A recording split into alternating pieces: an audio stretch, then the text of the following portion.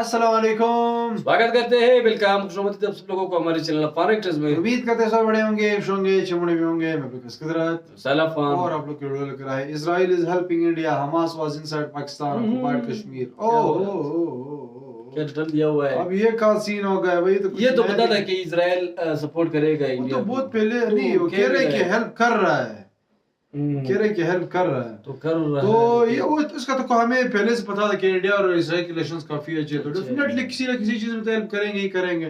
बाकी ये हमास का क्या सीन है, इस पर वीडियो आई हुई है, प्रशांत धवन की है। इस वीडियो वॉच करते वीडियो को वॉच करने से पहले हमारे चैनल मॉनिटर को जरूर सब्सक्राइब कीजिए, साथ में जो बेल आइकन है उसे भी दबा लाइक जरूर दीजिए। करिए। अगर मैं सोशल से फॉलो नहीं किया तो प्लीज फॉलो इंस्टाग्राम, आप लोगों को लिंक डिस्क्रिप्शन में मिल जाएगा, आप लोग चेक कर सकते लेट्स हैं। स्टार्ट लेकिन लेट्स तो क्या स्टार्ट। कहते हैं प्रशांत धवन।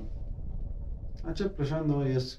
नमस्कार, वेलकम टू करियर 247। मैं हूं प्रशांत धवन। नाउ जैसे आप लोग जानते हैं, पाकिस्तान आज के समय लाइन ऑफ कंट्रोल पे लगातार फायरिंग कर रहा है। भारत इसका जवाब भी दे रहा है, हाँ, फायरिंग तो हो मगर रही है। इसी बीच, इस सब के बीच में सडनली इजराइल कूद जाता है। इजराइल के जो राजदूत है भारत में, ये भारत को एक बात याद दिलाते हैं। ये कहते हैं, याद रखिएगा, हमास के leaders recently Pakistan occupied Kashmir में गए थे। यहाँ पे आप देख पाओगे, Hamas leaders and Jaish e Mohammed leaders met in Pakistan occupied Kashmir. ये बात इजराइल के जो राजदूत हैं इन इंडिया, इन्होंने दी है पहलगाम मैसेकर के बाद। और इजराइल का ये भी कहना है कि इस बार जो ये आतंकवादियों ने अटैक किया है ना इंडियन सिविलियंस पर, ये काफी हद तक 7 अक्टूबर वाला जो अटैक था, जो इजरायली सिटीजन्स पे हुआ था, उससे इन लोगों ने इंस्पिरेशन ली है। हालांकि मुझको ऐड करना पड़ेगा कि 7 अक्टूबर वाले अटैक में 1400 इजरायली मारे गए थे। और इस स्टेटमेंट के तुरंत बाद हम देखते हैं कि इजराइल के जो प्राइम मिनिस्टर हैं, ये अपने ऑफिशियल अकाउंट से, नेतन्याहू वाला अकाउंट नहीं, जो इनका एक ऑफिशियल अकाउंट है, प्राइम मिनिस्टर ऑफ इजराइल वाला अकाउंट, वहां पर ये लिखते हैं कि my dear friend Narendra Modi deeply saddened by the barbaric terrorist attack in Pahalgam. आगे इनकी जो मेन यहाँ पे लाइन है, Israel stands with India in its fight against terrorism. Now question इसके बाद ये रेस होने स्टार्ट हो गए कि अच्छा, इजराइल कह रहा है कि ये लोग भारत के साथ खड़े हैं, मगर किस हद तक खड़े हैं? What will Israel do now? एक मैं आपको बात बता दूं, आज के समय डिफेंस सर्कल्स में, डिफेंस फोरम्स में, आप कई American geopolitical analyst, defence analyst को देख लो, जो ओपन सोर्स इंफॉर्मेशन प्रोवाइड करते हैं। इन्होंने एक बात नोट करी है, अचानक से कल रात इजराइल से कुछ प्लेन्स आते हैं, भारत में रुकते हैं और फिर चले जाते हैं। ये लोग जो ऑफ कोर्स अमेरिकन यहाँ पर एनालिस्ट हैं, ये क्लेम कर रहे हैं कि इजराइल ने इंडिया को वेपन्स और एम्यूनिशन सप्लाई करने शुरू कर दिए हैं, इंक्लूडिंग प्रिसिशन गाइडेड बॉम्ब्स। एक बार को यहाँ पे आपका सवाल आएगा, इजराइल को अचानक से ऐसा क्या देना पड़ा भारत को जो हमारे पास ऑलरेडी नहीं है? S-400 मिसाइल डिफेंस सिस्टम हमारे पास, रफाइल फाइटर जेट्स हमारे पास, बियॉन्ड विजुअल रेंज अस्त्र मिसाइल हमारे पास। इजराइल क्या दे देगा? देखिए, ये मैं आपको बता दूं, गाइडेड बॉम्ब्स एक तो होता है, देखिए मिसाइल, गाइडेड मिसाइल, वो काफ़ी हद तक आपकी हेल्प करेगा, मगर इजराइल ने, आप अगर देखो, फिलिस्तीन के अगेंस्ट, हमास के अगेंस्ट ह्यूमंगस स्केल पर यूज़ किए थे गाइडेड बॉम्ब्स। और इजराइल ने पिछले 2-3 सालों में प्रिसिशन गाइडेड बॉम्ब्स कैसे बनाते हैं, इनको यूज़ कैसे करते हैं, इसमें महारत हासिल कर ली है। और अगर आप पूछ रहे हैं कि मिसाइल से बढ़िया बॉम्ब कैसे होते हैं, देखिए, बॉम्ब से जो धमाका होगा, जो डिस्ट्रक्शन होगी, वो ज़्यादा होती है कंपेयर टू मिसाइल। आपको याद होगा जो नसरुल्ला को मारा था इजराइल ने, वो प्रिसिशन गाइडेड बॉम्ब से ही मारा था। तो अगेन क्लेम किया जा रहा है कि इजराइल ये प्रिसिशन गाइडेड बॉम्ब्स इंडिया को दे रहा है, बट मुझे ये बात ऐड करनी पड़ेगी, ये बात कहीं से भी कंफर्म नहीं है कि ये इजराइल दे रहा है। ना भारत ने ये बात कंफर्म करी है, ना इजराइल ने ये बात कंफर्म करी है। कोई न्यूज़ आर्टिकल भी आपको इस पर इस तरह मिलेगा नहीं। बट मैं आपको बता रहा हूँ, जो डिफेंस सर्कल्स में एक रूमर से उठ रहे हैं कि अचानक से इजरायली एयरक्राफ्ट्स इंडिया में क्यों आ रहे हैं, उसकी मैंने यहाँ पे आपको जानकारी दी है। फर्दर इस पर अगर कुछ कंफर्मेशन आती है, या फिर अगर इस रिपोर्ट को रिजेक्ट भी किया जाता है कि ऐसा कुछ है नहीं, इजराइल ने कुछ नहीं दिया, तो मैं आपके लिए बाद में अपकमिंग वीडियोस में जो भी इसकी अपडेट्स होंगी वो प्रोवाइड कर दूंगा। नाउ अब वापस आते हैं इस क्लेम पर कि हमास के लीडर्स पीओके में गए थे। ये बात काफी हद तक कंफर्म्ड है, इसकी वीडियो सामने आई थी 2 महीने पहले। मैंने इस पर एक वीडियो भी करी थी अपलोड। सडनली हमास को इनवाइट किया गया है पीओके में। लिटरली इन लोगों ने एक आतंकवाद का एक कॉन्फ्रेंस सा किया था पीओके में। उसके बाद ये बाइक्स लेकर ये आतंकवादी घूम रहे थे वहाँ पर। लिटरली हमास के जो लीडर्स हैं, जो ईरान में डिप्लॉयड थे, ईरान से आए थे यहाँ पर पाकिस्तान ऑक्यूपाइड कश्मीर में। और मुझे एक बात बोलनी पड़ेगी, हम लोग ढीले हैं।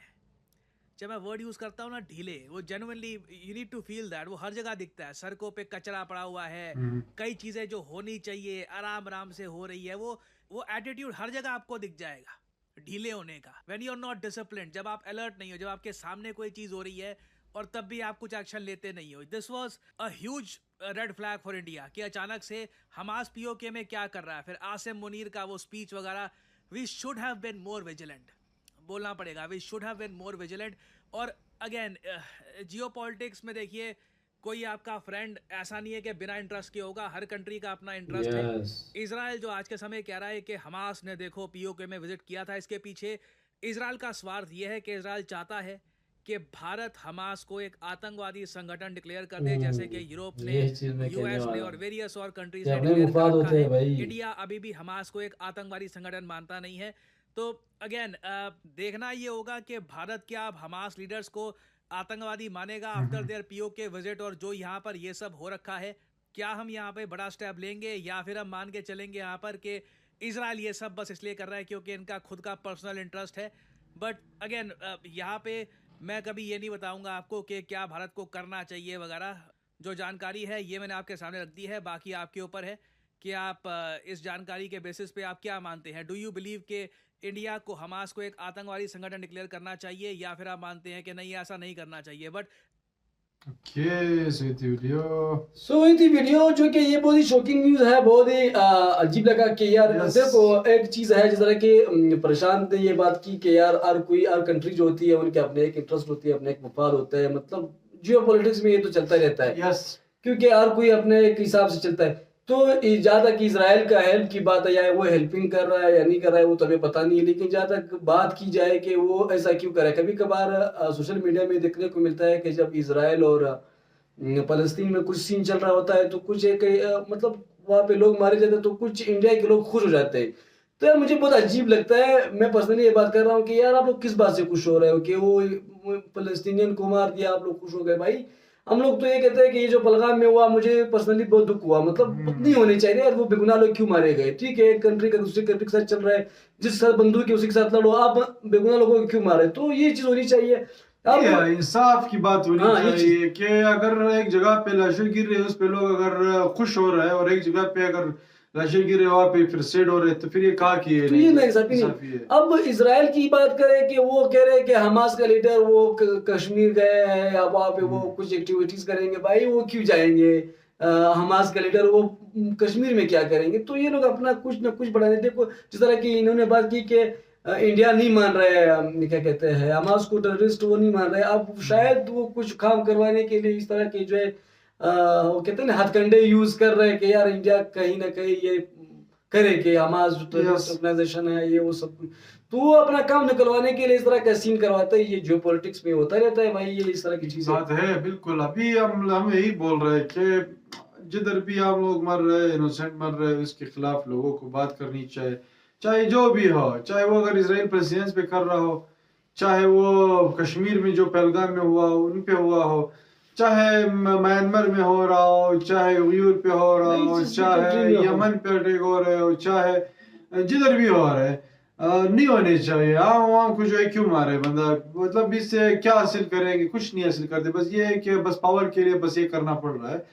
तो ये अगर जिधर भी हो रहा है तो उसके खिलाफ बोलना चाहिए, चाहे वो इंडिया वाले हो, चाहे वो जिस कंट्री के भी हो, जिधर भी ना सब भी हो, पाकिस्तान में हो, इंडिया में हो, अफगानिस्तान में हो, जिधर भी हो, जिधर भी हो रहा हो, बेगुनाह लोग मर रहे हो तो अगर कोई बात करनी चाहिए, उन पे बात करनी चाहिए, उनके खिलाफ जो है एक साथ होनी चाहिए।